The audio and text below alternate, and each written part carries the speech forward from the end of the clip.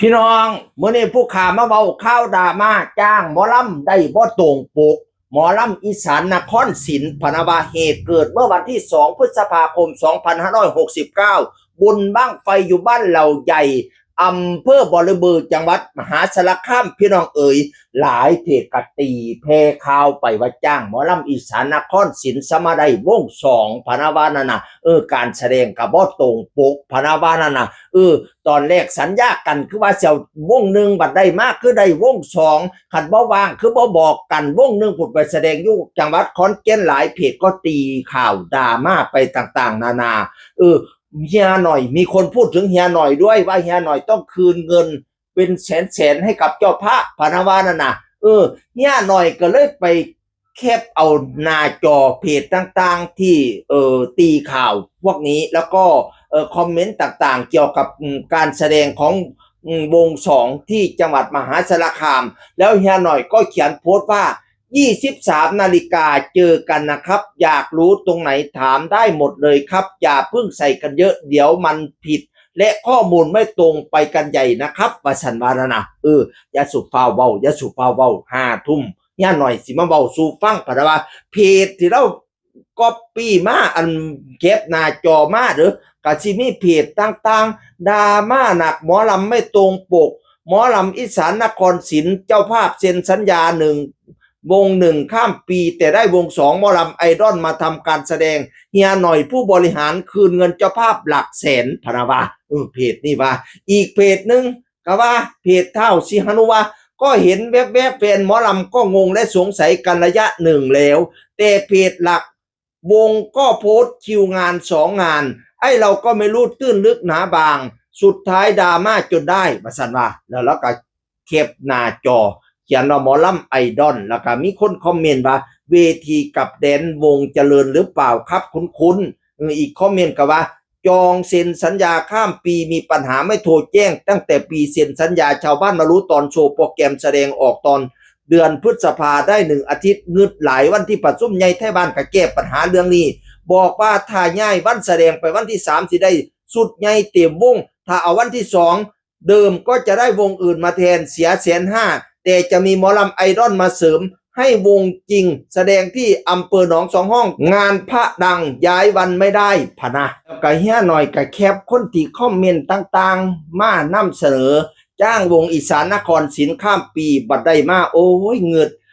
ไหนว่าอีสานนครศรีครับอีสานนครศรีเล่นอยู่ขอนแก่นมั่วมากถือต้มแล้วแท้บ้านข่อยบ่ตรงปกอีสานปลอมจ้ะอีสานแท้อยู่หนองสองห้องพุ่นวงใหม่ครับอีสานนครศรีวง2เพิ่นครับมวนคือกันมั่วมากคนละวงพะนะว่าแล้วเก็บคนที่คอมเมนต์ต่างๆมาให้เบิ่งเฮียหน่อยนะอีกเพจนึงเราแคปมาให้เบิ่งเพจของไฟร้อยผ้ามวนอยากรู้จังครับที่บ้านเราใหญ่อำเภอบริบูรณ์จังหวัดมหาสารคามจ้างอีสานนครศรีทำไมได้เวทีวงเจริญบันเทิงศิลป์พะนะว่าแล้วบัดนี้เราก็แท้โพสของไฟร้อยผ้ามวนพี่น้องเอ๋ยซึ่งโพสของไฟร้อยผ้ามวนก็ชี้แจงว่าจ้างวงหนึ่งได้วงสองการแสดงกาเป็นบ่ตรงปกพะนะว่านั่นน่ะบัดนี้นี่เฮียหน่อยก็ต้องขึ้นเงินเป็นหลักแสนพะนะว่าเพจนี้นำเสนอเฮียหน่อยก็เลยแคปหน้าบ่แม่นเฮียหน่อยก็เลยแชร์เพจนี้แล้วก็เขียนว่าไฟลอยพาม่วนเฮียขอบคุณที่นำเสนอชี้แจงนะครับรายละเอียดมันเยอะมากมันต่างจากที่เพจนำเสนอเดี๋ยวคืนนี้23 นาฬิกาเฮียจะมาชี้แจงเองพะนะว่าเราเฮียหน่อยก็ออกมาชี้แจงพี่น้องเป็นเวลา1 ชั่วโมงครึ่งพี่น้องเอ๋ยป๊าดชี้แจงเงาหยัดเด้อพี่น้องเอ๋ยแล้วก็มาชี้แจงว่าตอนเส้นชัญญาก็ได้คุยกันอยู่ว่าถ้าเอาวันที่2นะสิได้หมอลำไอดอลสิได้วง2เด้อคันเอาวันที่3ย้ายไปวันที่3น่ะสิได้วงใหญ่อยู่พะนะว่านั่นน่ะให้ไทบ้านตกลงเอาถ้าเอาวง2นี่ค่าจ้างนี่สิลดลงครึ่งนึงแต่ถ้าอยากได้วงนึงเนี่ยราคา300,000 กว่าก็คือสิได้วันที่3สิย้ายวันที่หรือว่าสิเอาราคาครึ่งนึงบัดนี้ก็ตกลงปรงใจกันว่าจะเอาวันที่2 ลดราคาลงให้ครึ่งหนึ่งบ่แม่นว่าจ้างวงแรกดีว่าซั่นแต่ผมผิดอยู่ผิดตรงที่ว่าขึ้นแสดงเลทขึ้นแสดง4 ทุ่มกว่าเนื่องจากว่ารถลำโพงมันเข้าบ่ได้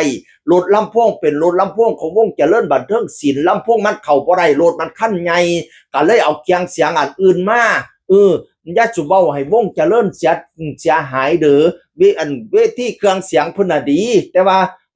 มันก็เข้าบ่ได้พะนะว่านั่นน่ะเฮ็ดให้การแสดงล่าช้าเลทออกไป4 ทุ่มกว่าว่าซั่นเพิ่นว่าน่ะแต่ราคาแสนกว่าๆนี่ผมว่ากับเนื้องานนี่ผมว่าผมก็ให้เต็มที่นะว่าซั่นว่านั่นมีการแสดงทั้งแม่เป้าทั้งเกมยอดไผก็แล่นมาขึ้นเวทีให้ศิลปินทุกคนเต็มที่กับงานเนี่ยพี่น้องเอ๋ยเบิ่งชาวบ้านเพิ่นก็ยิ้มแย้มแจ่มใสสนุกสนานรื่นเริงบันเทิงศิลป์ดีพะนะว่านั่นน่ะชาวบ้านน่ารักว่าซั่นว่านั่นน่ะย่าหน่อยแล้วว่าพี่น้องเอ๋ยแต่ผมก็ยอมผิดยอมรับผิดที่ว่าขึ้นแสดงเลทว่าซั่นว่าน่ะแล้วป้ายก็ขึ้นป้ายว่าอีสานนครศิลป์ปีที่4ว่าซั่นว่าน่ะมันก็อาจสิเห็นมีคนเข้าใจผิดเนาะว่าอีสานนครศิลป์วงหนึ่งทำไมเป็นอย่างนี้สินะบางคนก็สิเข้าใจว่ามันบ่ตรงปกพี่น้องแล้วก็ยอมรับผิดอยู่ว่าเราเอาป้ายนั้นไปขึ้นบัดนี้ก็ขึ้นแสดงเลทอันนี้คือส่วนที่เราผิดแล้วก็แต่คันเครื่องเสียงนี่คันแม่นเอารถเครื่องเสียงเข้ามาได้นี่มันสินี่อยู่แต่ว่ารถเครื่องเสียงมันเข้าบ่ได้ว่าซั่นว่านั่นน่ะเราฝากไปถึงเพจต่างๆเด้อคันสินำเสนอข่าวอีหยังนั่นคันเฮานำเสนอข่าวหยังที่ผิดพลาดไปน่ะเจอคนที่เขาหายนี่เขาฟ้องร้องซุมเจ้าน่ะสิได้เสียค่าปรับไหมใส่โทษเต็มๆเด้แต่ผมใจดีเอาเป็นว่าเพจเราเน้นว่าเพจใดเพจหนึ่งนั่นแหละที่นำเสนอข่าวผิดน่ะออกมาชี้แจงรายละเอียดให้ผมหน่อยว่าซั่นว่าผมไม่ฟ้องหรอกแต่ออกมาชี้แจงรายละเอียดให้ผมหน่อยว่าซั่นว่านั่นน่ะผมบ่ได้คืนเงินผู้ใดเด้ผมไม่รู้ตัวเลยว่าผมไปคืนเงินใครผมไม่ได้คืนว่าซั่นว่านั่นน่ะเพราะว่าค่าจ้างตกลงปลงใจกันตอนแรกแล้วว่าค่าจ้างมันสิลดลงครึ่งนึงเพิ่นก็ตกลงปลงใจเอาวันที่2ถ้าวันที่3น่ะสิได้วงใหญ่อยู่พะนะว่าการแสดงผมก็ปล่อยให้เต็มที่เลยสุดยอดเลยศิลปินผมก็เต็มที่กับงานเลยภาษาผมว่าผมให้คุ้มนะกับค่าจ้างแสนกว่าเนี่ยประชันว่านั่นเอาเป็นว่าผมขอเปิดเลยทีน่ะเราขอเปิดเลยผู้ใดที่บ่มีเงินทุนหลายเนี่ยค่าจ้างประมาณ150,000เริ่มต้น150,000เนี่ยสิได้แบบนี้เลยผู้ใดสนใจติดต่อเลยพนักงานนั่นน่ะเครื่องเสียงผมสิให้ดีกว่านี้เสียกระหึ่มกว่านี้โซ่ผมสิจัดเต็มถ้าแม่นมีตั้งแต่50งานขึ้นไปผมสิเริ่มซ่อมตั้งแต่ปิดวงนี่เลยพนักงานสนใจติดต่อได้จองมาได้ผมว่าผมให้คุ้มแน่นอนกับราคาหลักแสนต้นๆสำหรับคนที่อัน150,000ขึ้นไปสำหรับคนที่งบไม่เยอะว่าซั่นว่าเป็นโอกาสให้เราได้เปิดให้คนจับจองเลยผู้ใดสนใจราคาเรทนี่150,000นี่ก็ถือว่าได้หลายเติบที่พี่น้องผู้ใดบ่มีเงินทุนหลายก็ลองติดต่อไปพนาว่าเฮียหน่อยว่าติดต่อพี่ป๊อปพนาว่านั่นน่ะในละเฮียหน่อยมาชี้แจงแล้วดราม่าอีสานนครศิลป์บ่ตรงปกเสียงอื่นคนก็เว้าสู่ฟังสวัสดีครับ